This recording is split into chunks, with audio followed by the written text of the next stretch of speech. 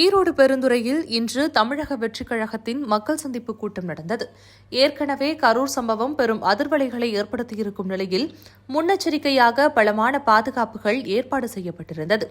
விஜய் உள்ளிட்ட தலைவர்கள் பேசுவதற்கு மேடை எதுவும் அமைக்காமல் மாறாக பரப்புரை பேருந்தில் நின்று விஜய் பேசுவதற்கும் தடுப்புகளுக்குள் நின்று மக்கள் கேட்கும் வகையிலும் ஏற்பாடுகள் செய்யப்பட்டிருந்தது. காலை 11 மணி முதல் 1 மணி வரை இந்த பொதுக்கூட்டம் நடத்தப்படும் என தெரிவிக்கப்பட்டிருந்த நிலையில் சென்னையில் இருந்து விமானம் மூலம் கோவைக்கு வந்த தாவேக தலைவர் விஜய் அங்கிருந்து கார் மூலம் பெருந்துறை வந்தடைந்தார். அதைத் தொடர்ந்து இந்த பொதுக்கூட்டத்தில் உரையாற்றிய தாவேக தலைவர் விஜய், ஈரோட்டில் மஞ்சள் குறித்து பேசாமல் இருக்க முடியாது.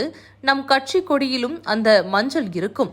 சில கூட்டம் எனக்கும் மக்களுக்கும் இடையே இருக்கும் உறவை எப்படி பிரிக்கலாம் என சூழ்ச்சிகள் செய்து கொண்டிருக்கிறது. இது இன்று நேற்று வந்த உறவு அல்ல, சுமார் 30-35 வருட உறவு. நீங்கள் என்ன செய்தாலும் எல்லாவற்றையும் விட்டு வந்த இந்த விஜயை மக்கள் ஒரு நாளும் கைவிட மாட்டார்கள் என்பது சூழ்ச்சியாளர்களுக்கு தெரியாமல் போயிற்று.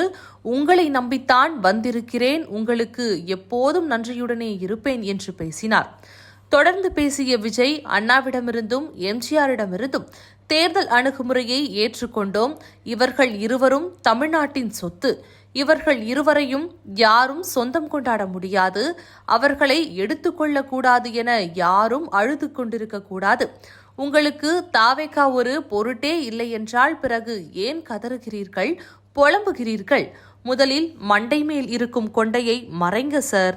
உங்களுக்கு நீங்கள் கொள்ளையடித்திருக்கும் காசு துணை என்றால் எனக்கு இந்த மக்கள் மாஸ்தான் துணை. பெரியாரை பின்பற்றுவதாக கூறிக்கொள்ளும் ஆட்சியாளர்கள் என்னவெல்லாம் செய்கிறார்கள். மேலும் எம்ஜிஆர் ஜெயலலிதா சொன்னதை நான் இப்போது சொல்கிறேன். திமுக ஒரு தீய சக்தி, தாவேகா ஒரு தூய சக்தி. 2026 போட்டியே திமுகவிற்கும் தாவேகாவிற்கும் இடையில்தான் என்று மீண்டும் பேசியுள்ளார்.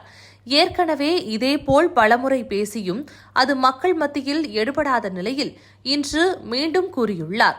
சொல்லப்போனால் தேர்தல் வரும் வரை அனைத்து கூட்டங்களிலும் இதையே பேசிக் கொண்டிருப்பார் போல என்ற எண்ணம் மக்கள் மத்தியிலும் அரசியல் வட்டாரங்களிலும் பேசப்படுகிறது. ஆனால் அதே சமயம் உண்மையில் கள நிலவரமாக போட்டி என்பது நிச்சயமாக தமிழக வெற்றிக் கழகத்திற்கும் நாம் தமிழருக்கும் இடையில்தான் நடக்கும் என்றும், இது தெரியாமல் மாசுக்காக ஆளும் கட்சியை எதிர்த்தால்தான் மீடியாக்கள் நம்மையும் கவனிப்பார்கள் என திட்டமிட்டு விஜய் இவ்வாறு பேசிக் கொண்டிருப்பதாக அரசியல் விமர்சகர்கள் கருத்து தெரிவிக்கின்றனர்.